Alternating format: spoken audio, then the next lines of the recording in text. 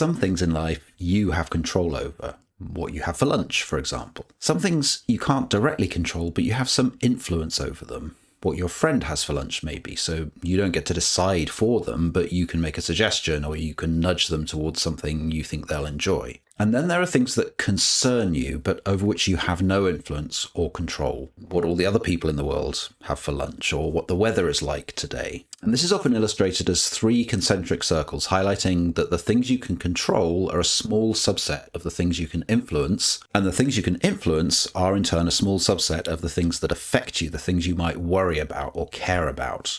And a lot of the stress we encounter at work comes from confusing these circles, and in particular from spending time focusing on the wrong circle, the circle of concern, rather than the inner circles that you can actually do something about. So if there's something happening at work that you don't agree with, there are 3 possibilities. First, perhaps it's something in your circle of control. This is something you yourself are responsible for, or something your team does, and you could just make a decision about how to change how it's done. This is likely to be quite rewarding and satisfying because you can make a direct improvement to something that you care about. In the second case, it might not be something you can directly control, but something you have some influence over. So maybe it's something another team is responsible for, but you know the lead of that team and they trust you and they sometimes listen to your advice. They might not always do what you suggest, but you at least have a chance to contribute by pointing out your concerns and suggesting a change. And notice that things in this circle won't always go your way. Not everything you influence will always end up where you want it to end up. And when that happens, the best thing to do usually is to disagree and commit. So this means you accept that you've done what you can, your voice has been heard and listened to, and a different decision was made from the one you would have made. But instead of holding a grudge and childishly telling everyone what a big mistake it was, you decide to disagree with the decision, but commit to making it work. I've got a whole video on this subject, which I'll link to in the description if you want to check it out. And then finally, perhaps there's something that's in your circle of concern. So this might be something the CEO or someone else is responsible for, and you know that the chances that you'll get to talk to the CEO about it are very small, and probably that even if you do, they're not very likely to listen to what you have to say. Now here there are 3 choices.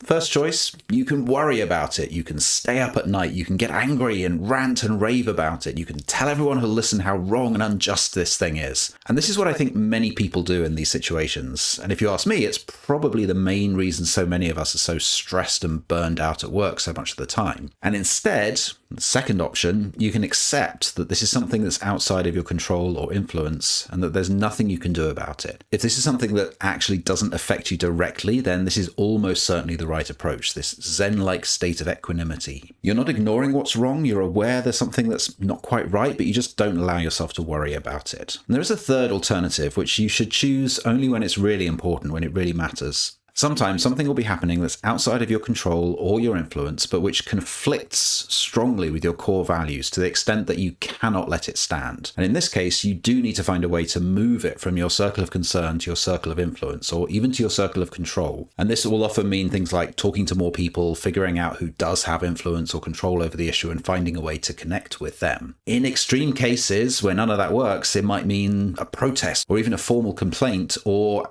in the end, quitting your job. And those are obviously only very rarely the right way to approach an issue, but it is important to remember that you have those options. So aside from those quite extreme cases, though, it's really helpful when something is bothering you to start by recognizing which circle it sits in. If it's in your circle of control, then get on with fixing it. If it's in your circle of influence, then find the best way to influence the outcome professionally, calmly, and constructively. But if it's in your circle of concern and not inside your circle of influence or your circle of control, then most of the time, the right thing to do is just let it go. Or find a good forum in which to once express your concerns professionally and constructively, and then leave it there. You've done what you can. If you spend time worrying about things you have no control or influence over, you will find yourself feeling powerless, like a side character moving through someone else's story.